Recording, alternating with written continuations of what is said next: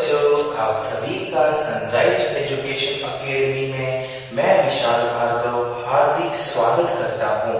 तो बच्चों, आज हम पढ़ने वाले हैं कक्षा 11वीं का तीसरा चैप्टर, जिसका नाम है सरल रेखा में गति, linear motion in straight line.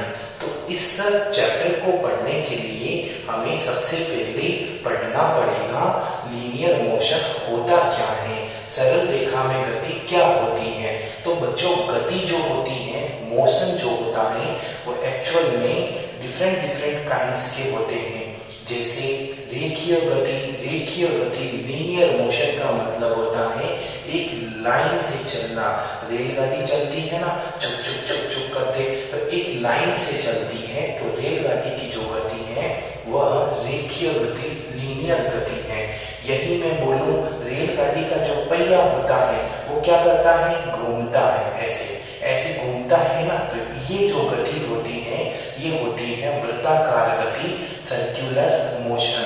एक रेलगाड़ी जब चलती है ना, तो प्लेटफॉर्म पर कोई भी छोटे छोटे पानी के, जैसे गिलास में पानी पड़ा हुआ है, तो पानी के अंदर जो वाइब्रेशन करेगा, ऐसे ऊपर नीचे होगा, या फिर कोई भी पार्टिकल है, कण है, जो ऐसे अगर होता है, ये गति होती है वाइब्रेशन गति, जिसको वाइब्रेशन मोशन, जिसको कंपन गति कहते हैं। तो ऐसे गति तो बहुत प्रकार की, एक आपको पता हो सरल लोलक, यहाँ पर एक गेंद लटका दी धागे से और मैं इसको छोड़ता हूँ, तो ये गेंद ये गति करेगी, ये गति है ऑक्सीलेशन मोशन, दोलनाकार गति। तो गतियां बहुत प्रकार की होती हैं, लेकिन आज हम इस चैप्टर के दौरान कौन सी गति करने वाले हैं, रेखीय गति, जिसको हम बोलते हैं सरल रेखा में गति, मोशन इन स्ट्रेट लाइन, जिसका दूसरा नाम है लीनियर मोशन।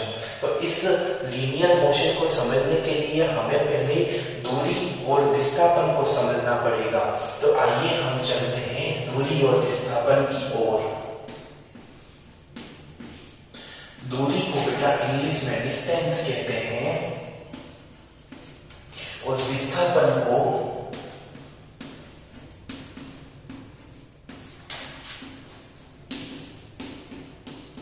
डिस्प्लेसमेंट कहते हैं।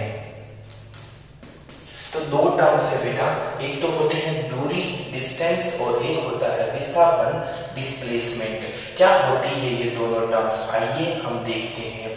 मैं यदि बोलता हूं कि यहाँ पर एक बिंदु है और एक बिंदु है यहाँ पर बी बिंदु, तो इस ए बिंदु और बी बिंदु के बीच में दूरी की बात करूं, डिस्टेंस की बात करूं, तो ये जो है ये दूरी है, ये जो है ये दूरी है, ये जो है ये दूरी है, ये है, ये क्या है, दूरी है। ये सारी की सारी मैंने डिस्टेंस बनाई है। मतलब ये जो डिस्टेंस है ना, जिस पाथ पर मैं जा रहा हूँ, जिस पथ पर मैं चलता हूँ, वही पथ दूरी बन जाती है। लेकिन ये सब की सब डिस्टेंस है, जिस पाथ को मैं फॉलो करता हूँ, जिस पथ पर मैं चलता हूँ, वही डिस्टेंस दूरी होती है। तो दो बिंदुओं के बीच में दूरी जो है वो पथ पर निर्भर करती है, इनकी कोई निश्चित दिशा नहीं है। आटे कट चलते हैं, जिधर भी चल ऐसे घूमते हुए चल रहे हैं, तो वो दूरी भी घूमती हुई बनेगी। और जो घूमती हुई बनती है, क्या उसकी कोई फिक्स दिशा, डायरेक्शन होती है? नहीं होती है। लेकिन यदि मैं विस्थापन डिस्प्लेसमेंट की बात करूं, तो ए और बी के बीच का डिस्प्लेसमेंट ये होता है एकदम सीधा। The minimum distance between two point is known as displacement. दो बिंदुओं के मध्य न्यूनतम दूरी को विस्थापन कहते हैं। आप देख सकते हैं इस न्यूनतम ए और बी के बीच में ये न्यूनतम दूरी है। न्यूनतम दूरी मतलब इससे कम दूरी तो हो ही नहीं सकती, तो न्यूनतम दूरी विस्थापन कहलाती है। लेकिन दूरियां तो बहुत सारी हैं, जिस पथ पर हम चलेंगे ना, उसी पथ पर हमको बोलेंगे कि ये दूरी है। तो यहाँ पर कुछ बातें समझ में आई। पहली बात क्या, ये दूरी की कोई निश्चित दिशा नहीं है। तो दूरी तो है बेटा अदिश राशि, ये होती है अदिश राशि। और अदिश राशि के बारे में बताया ना कि ऐसी राशि जिसमें परिमाण होता है डायरेक्शन नहीं होती है, स्केलर क्वांटिटी। लेकिन विस्थापन की बात करूं तो ये होती है सदिश राशि, ऐसी राशि जिसके पास परिमाण के साथ साथ दिशा भी होती है, इसको बोलते हैं वेक्टर क्वांटिटी। ओके बेटा, दूसरी बात यहाँ पर मैं बोलूं कि यहाँ दूरियां जो हैं ये पथ पर निर्भर करती हैं। जिस पथ पर, जिस पाथ पर मैं चलता हूँ उसी पाथ पर डिस्टेंस का फॉर्मेशन हो जाता है, तो ये पथ फलन है। पथ फलन का मतलब जिस पथ पर हम चले थे, पाथ फंक्शन है, जिस पथ पर हम चले, जिस रास्ते को हमने अपनाया वही रास्ता दूरी बन गया। लेकिन अगर मैं भली इधर से चल रहा हूँ, इसका विस्थापन तो यही होगा। मैं इधर से चल लूं तब भी इसका विस्थापन यही होगा, क्योंकि विस्थापन का तो मतलब भी यही होता है दो बिंदुओं के बीच में न्यूनतम दूरी, the minimum distance between two point is known as displacement. तो यहाँ पर ये बिंदु के ऊपर निर्भर करती है। अगर मैं बिंदु और बढ़ा दूं तो यहाँ पर विस्थापन का मान बढ़ेगा, लेकिन पथ पर, इस पथ पे चलूं चाहे इस पथ पे चलूं चाहे ऊपर वाले पथ पे चलूं, इन दोनों बिंदुओं के बीच का विस्थापन परिवर्तित नहीं होगा। तो ये जो फलन है बेटा, वो कौन सा फलन है? बिंदुओं पर निर्भर करती है। इसी वजह से इस फलन को हम बिंदु फलन भी कहते हैं, और बिंदु को इंग्लिश में पॉइंट बोलते हैं। इसका मतलब यह पॉइंट फंक्शन है। तो ये कुछ बातें आपको समझ में आई। और मैं यदि बोलूं तो यहाँ पर और कुछ बातें करते हैं। इस डायग्राम को मैं हटा देता हूँ। मेरे हिसाब से आप ये समझ गए होंगे कि क्या होता है ये। पहले तो डिफरेंस देखते हैं, फिर एक एग्जांपल कर लेंगे इसके रिगार्डिंग। चलो, इसका मात्रक की बात करूं तो ये जो मात्रक होती है ना, इसकी यूनिट मीटर होती है। और इसकी यूनिट की बात करूं तो इसकी यूनिट भी बेटा मीटर ही होती है। मतलब क्या? मतलब इसकी भी यूनिट मीटर और उसकी भी यूनिट मीटर होती है। दोनों का मात्रक तो सेम ही है, बस अंतर है तो यही है कि न्यूनतम दूरी को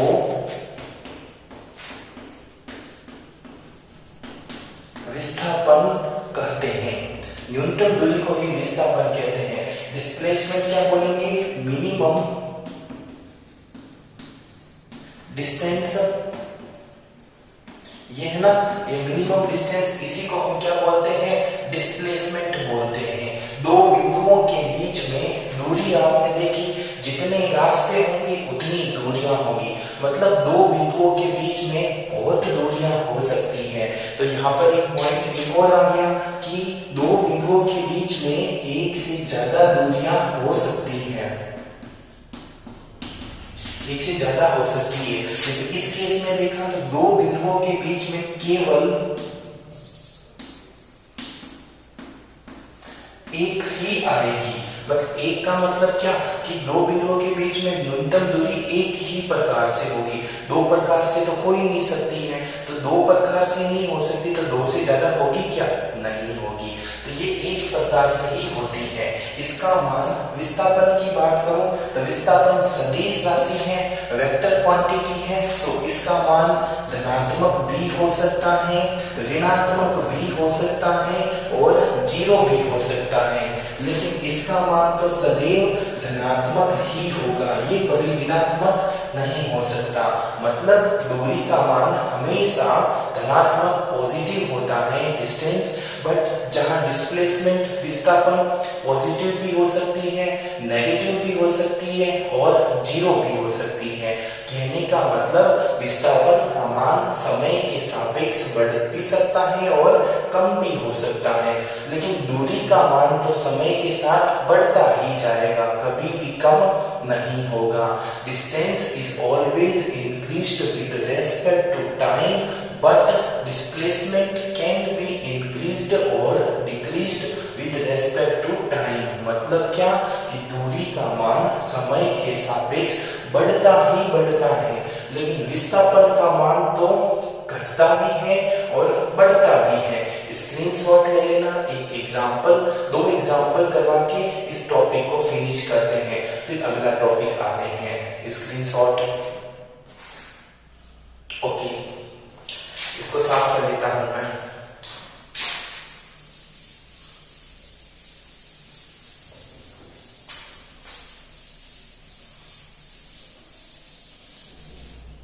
ओके बच्चों, एक एग्जाम्पल, प्यारा सा एग्जाम्पल करते हैं। चलो, एक एग्जाम्पल है बेटा,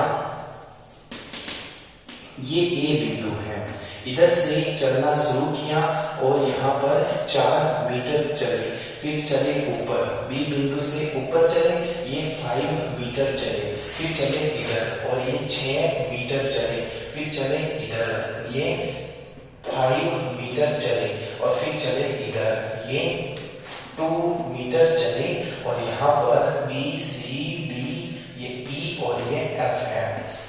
और मैंने क्वेश्चन पूछा कि भैया ए और एफ के बीच में दूरी, डिस्टेंस भी ज्ञात करो और विस्थापन, डिस्प्लेसमेंट भी ज्ञात करो। चलो करते हैं। सबसे पहले तो हम दूरी ज्ञात करते हैं, डिस्टेंस। तो डिस्टेंस क्या होता है बेटा? पथ फलन होता है, पाथ फंक्शन होता है, मतलब जिस दिशा में हम चलेंगे उन सबको जोड़ते हुए चलेंगे। पहले ए से बी चला तो कितना चला? 4 चला, 4 मीटर। फिर बी से सी कितना चला? 5 मीटर चला। फिर सी से डी कितना चला? 6 मीटर चला। फिर डी से ई कितना चला? 5 मीटर चला। फिर ई से एफ कितना चला? 2 मीटर चला।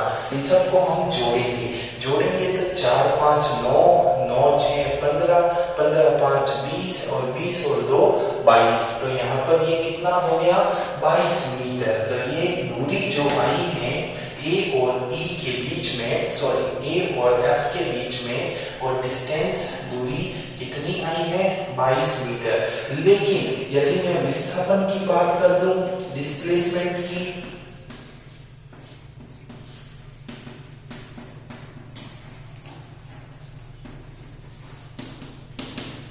यदि मैं डिस्प्लेसमेंट की बात करूं तो मुझे विस्थापन डिस्प्लेसमेंट फाइंड आउट करना है। तो विस्थापन डिस्प्लेसमेंट देखेंगे दो बिंदुओं के बीच की न्यूनतम दूरी, the minimum distance between 2 point is known as displacement. दो बिंदुओं के बीच की न्यूनतम दूरी को हम विस्थापन कहते हैं। तो बताओ बेटा, ए और एफ के बीच की न्यूनतम दूरी क्या होगी? ये सीधी होगी ना, यही लाइन होगी ना। तो यहाँ पर मुझे यहाँ से यहाँ ये सीधी लाइन फाइंड करनी है। क्योंकि ये भी 6 सेंटीमीटर है तो ये भी 6 सेंटीमीटर ही होगी। तो बताओ विस्थापन कितना है? 4 + 6 + 2। कैसे? ये न्यूनतम दूरी, ये सीधी रेखा, यही तो विस्थापन है, डिस्प्लेसमेंट है। तो यहाँ पर 4 और 6 10, 10 और 2 12 मीटर। देख सकते हैं आप, 12 मीटर आए। दोनों की वैल्यू आपको फाइंड करके मैंने बता दी। चलो एक और एग्जांपल कर लेते हैं, एक और एग्जांपल करते हैं। ए से एक बंदा चलता है, 10 मीटर चलता है, फिर यहाँ बी तक पहुंचता है। बी से वह बंदा चलता है और कितना चलता है? 5 मीटर चलता है। फिर वापस नीचे की ओर आता है, 5 मीटर चलता है। फिर वापस डी से उधर 5 मीटर चलता है। फिर वापस नीचे आता है और 5 मीटर चलता है। फिर वापस इधर आ जाता है, इस ए बिंदु पर आ जाता है। ई और एफ यहां वापस आ जाता है और ये जी पॉइंट,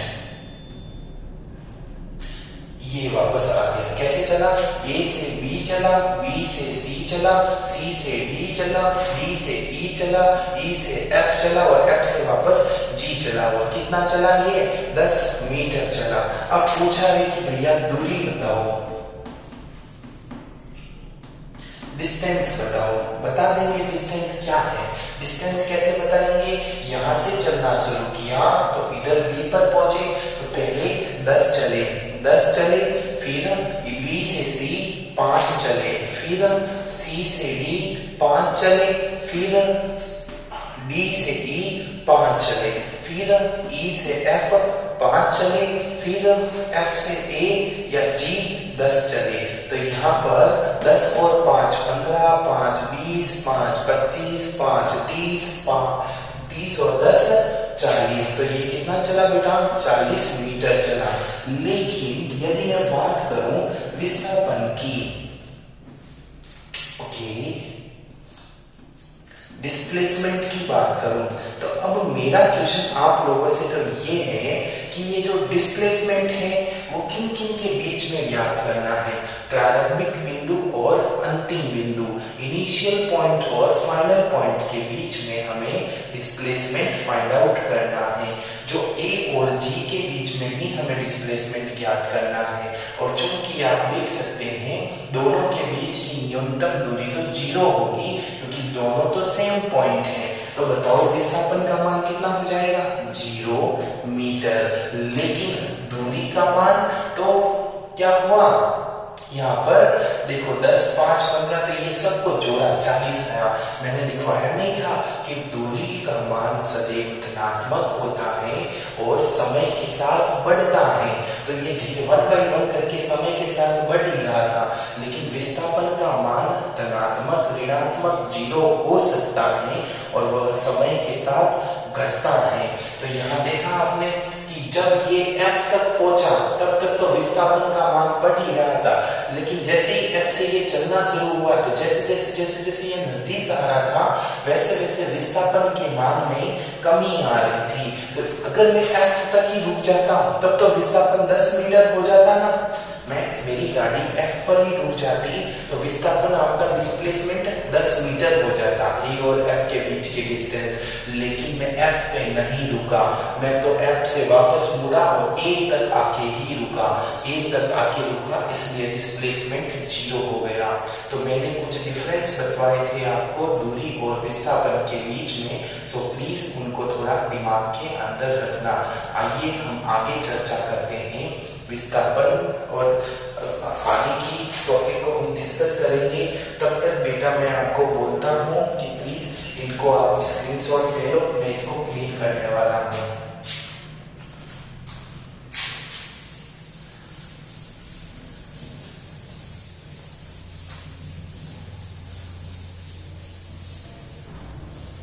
हाँ, अब हम चलने वाले हैं, हम अब चाल को देखेंगे।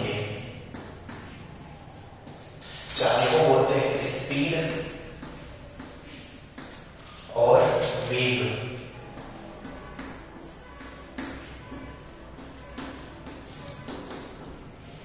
मेरी पीडीएफ नोट्स में आपको ये सारी चीज अवेलेबल मिल जाएगी। सो मैं यहाँ डेफिनेशन या परिभाषा लिख के अपना समय बर्बाद नहीं करूंगा, मैं डेफिनेशन परिभाषा आपको बोल दूंगा, ठीक है। तो देखो चाल क्या होती है? चाल का मतलब दूरी में परिवर्तन की दर को चाल कहते हैं। The rate of change in speed, the rate of change in distance is known as speed। तो यहाँ पर यदि मैं दूरी में कुछ परिवर्तन करता हूँ ना तो वो क्या कहलाएगी? चाल कहलाएगी। तो यहाँ पर एक सिंपल सा फॉर्मूला बोलूं तो चाल का सूत्र आता है चाल बराबर दूरी बटा समय, स्पीड बराबर डिस्टेंस अपॉन टाइम। तो यहाँ पर समझ में आया कि दूरी में परिवर्तन हो रहा है, तो मैंने बोला दूरी में परिवर्तन की दर को चाल कहते हैं। मैंने दर बोला ना, दर का मतलब क्या? समय का भाग देना, मतलब the rate of change in distance is known as speed. मैंने रेट बोला ना, जहां पर भी दर रेट दिखे उसमें 90% केस में क्या होता है? समय, टाइम का हम उसमें भाग दे देते हैं। तो यहाँ पर टाइम का मैंने डिवाइड कर दिया। लेकिन अगर इसकी डेफिनेशन बोलूं तो इसकी डेफिनेशन होती है विस्थापन में परिवर्तन की दर को वेग कहते हैं।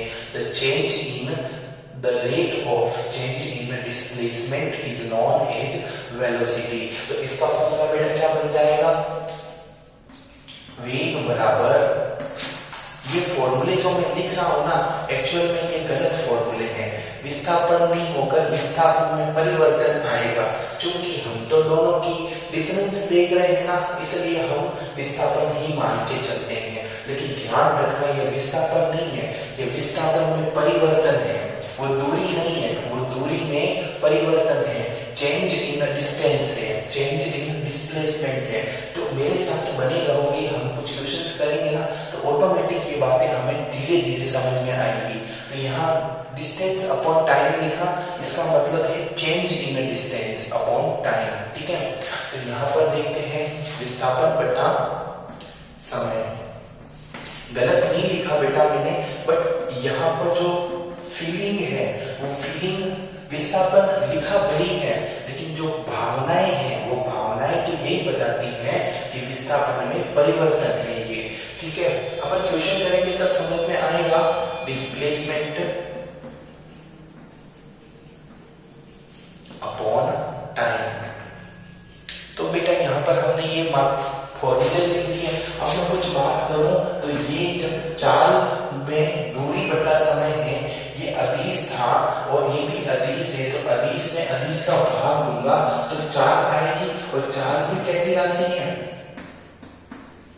अदिश राशि है, स्केलर क्वांटिटी है। और मैं यदि वेग की बात करूं तो वेग कौन सी राशि है? सदिश राशि है, वेक्टर क्वांटिटी है। तो ये अंतर आप भी ध्यान रखेंगे, ये चाल अदिश राशि होती है और वेग सदिश राशि होती है। यदि मैं बात करूं कि इनके मान की, तो बेटा दूरी बहुत सारी हो सकती है, क्योंकि दूरी तो पथ फलन था और यह बिंदु फलन था, विस्थापन बिंदु फलन था। जब दूरी पथ फलन था, जब डिस्टेंस पाथ फंक्शन था, तो चाल क्या होगा? तो चाल भी तो पथ फलन होगा। तो चाल भी कौन सा फलन होता है? पथ फलन। पथ का मतलब रास्ते पर निर्भर करता है, पाथ फंक्शन। ये रास्ते पर निर्भर करता है कि चाल का मान कितना होगा। लेकिन यदि मैं बात करूं वेग की, तो ये बिंदु फलन होता है। क्यों? क्योंकि विस्थापन भी तो हमारा कौन सा फलन था? बिंदु फलन था ना। तो यहाँ पर ये पॉइंट फंक्शन है,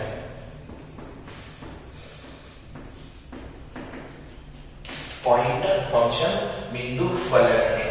ओके बच्चों, चलो और आगे चलते हैं। अगर मैं बोलूं कि इसका मान 1 से ज्यादा हो सकता है, बोला ना अलग अलग पथ पर अलग अलग मान होंगे, 1 से ज्यादा हो सकता है, लेकिन इसका मान तो केवल 1 ही होता है।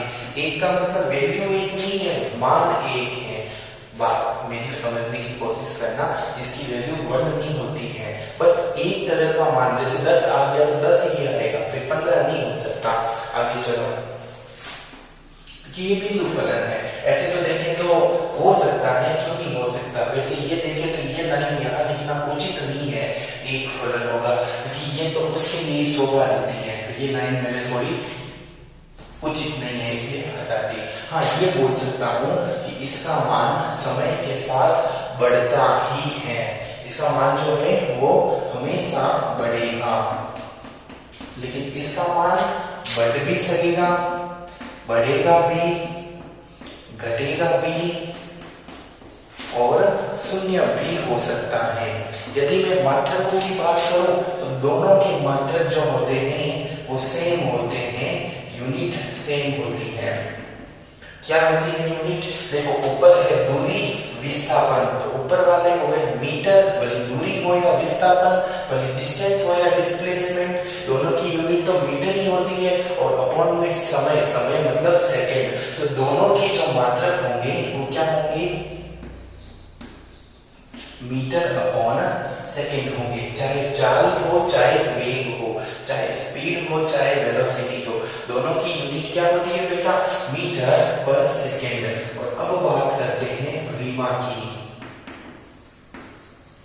डायमेंशन की। तो दोनों की डायमेंशन सेम होगी। कैसे डायमेंशन निकालते हैं?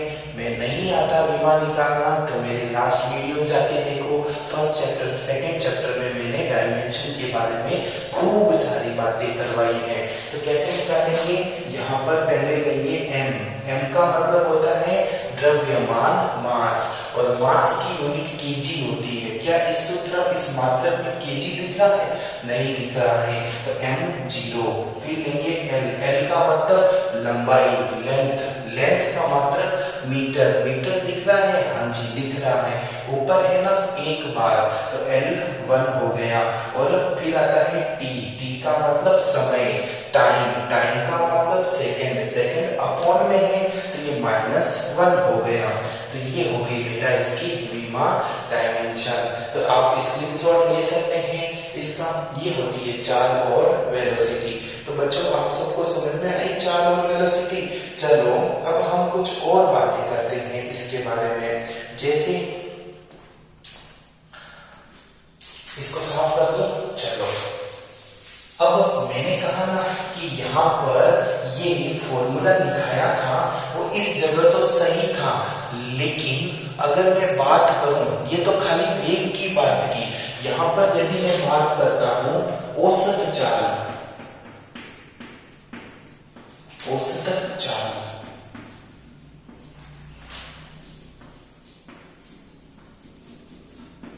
Average speed. एवरेज स्पीड की बेटा मैं बात करूं तो एवरेज स्पीड का फॉर्मूला हो जाएगा आपका,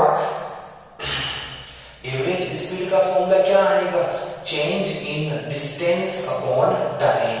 मतलब यहाँ पर एवरेज डिस्टेंस का फॉर्मूला v एवरेज का फॉर्मूला क्या होगा, delta x upon delta t। अब ध्यान से सुनो ये डेल्टा क्या होता है। इस डेल्टा का मतलब होता है डेल्टा x। x का मतलब दूरी, दूरी में परिवर्तन, बटा डेल्टा t मतलब समय में परिवर्तन। डेल्टा x को बोलते हैं change in distance upon change in time. मतलब मैं ये भी लिख सकता हूँ v एवरेज की वैल्यू होती है x2 minus x1 upon t2 minus t1। ये x1 और t1 क्या है, प्रारंभिक मान है। मतलब प्रारंभिक मतलब इनिशियल वैल्यू है डिस्टेंस की, और ये इनिशियल वैल्यू है टाइम की। और x2 और t2 क्या है, ये फाइनल वैल्यू है, अंतिम वैल्यू है। तो ये क्या लिखा, अंतिम दूरी माइनस प्रारंभिक दूरी बटा अंतिम समय माइनस प्रारंभिक समय। इंग्लिश मीडियम आपको बोलूं तो क्या बोलूंगा, final distance minus initial distance upon final time minus initial time. और ये जो वैल्यू फाइंड करते हैं इसको बोलते हैं औसत चाल, एवरेज स्पीड। इसी प्रकार इसमें भी कुछ फॉर्मूला आएगा, वो क्या फॉर्मूला आएगा, औसत वेग, एवरेज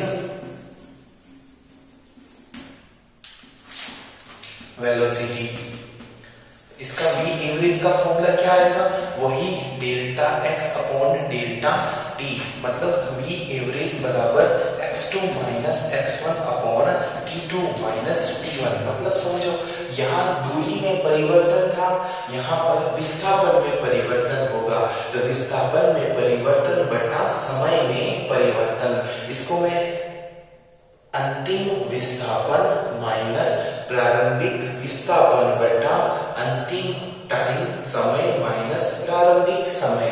इंग्लिश मीडियम क्या बोलूंगा मैं, final displacement minus initial displacement upon final time minus initial time. तो ये टाइम का डिस्टेंस, यहाँ फिर ऊपर तो डिस्प्लेसमेंट में चेंज है, यहाँ डिस्टेंस में चेंज है। तो ये है बेटा औसत वैल्यू हमने दोनों की निकाली। अब बोलते हैं एक और फॉर्मूला आ जाता है तात्क्षणिक चाल। इसको इंग्लिश में बोलते हैं बेटा इंस्टेंटेनियस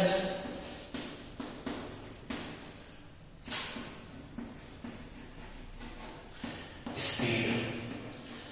इंस्टेंटेनियस स्पीड क्या होती है, dx अपॉन dt। मतलब दूरी का समय के सापेक्ष अवकलन किया तो तात्क्षणिक चाल आ गई। Differentiation of distance with respect to time is equal to instantaneous speed. तात्क्षणिक इंस्टेंटेनियस स्पीड का मतलब क्या होता है? आप यहाँ पर किसी सड़क के किनारे पे खड़े हैं और आपकी नजरों के सामने एक कार जाती है, झूम ऐसे चली जाती है। आप खड़े हो और एक कार आती है और इस हिसाब से स्पीड से चली जाती है, तो आप पलक झपकते ही उस टाइम आपने एक फोटो खींची, सपोज दैट फोटो क्लिक की, उस फोटो क्लिक की तो उस समय उसकी वेलोसिटी कितनी थी, सॉरी उसकी स्पीड कितनी थी, उसकी चाल कितनी थी। जब आपने फोटो खींची ना उसकी, तो कितना कम समय लगा था। तो बहुत कम समय के लिए यदि मैं चाल फाइंड करूंगा, स्पीड फाइंड करूंगा, तो उसको बोलते हैं तात्क्षणिक चाल, जिसका फॉर्मूला होता है dx अपॉन dt। और d अपॉन dt तो आप जानते हो अवकलन होता है, डिफरेंशिएशन होता है। अब अवकलन डिफरेंशिएशन नहीं आता तो आपको कहाँ जाना चाहिए? मेरे पिछले वाले वीडियोस में, वहां जाओ, अवकलन के बारे में मैंने विस्तृत जानकारी प्रदान की है। चलो, इसी प्रकार वेग के में फॉर्मूला पता है, तात्क्षणिक वेग, इंस्टेंटेनियस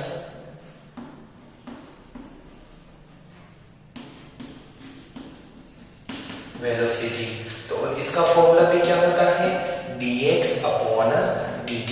वही बात कि किसी क्षण में वेग का मान मापन करता हूं तो इसको हम बोलते हैं तात्क्षणिक वेग। किसी मोमेंट की बात करूं तो किसी मोमेंट पर वेलोसिटी फाइंड करूंगा, उसको बोलेंगे dx अपॉन dt। तो बेटा ये बताया मैंने आपको आज विस्थापन, दूरी, चाल और वेग के बारे में, distance, displacement, speed and velocity के बारे में हमने डिफरेंस भी देखा और उनसे संबंधित बहुत सारी बातें भी की।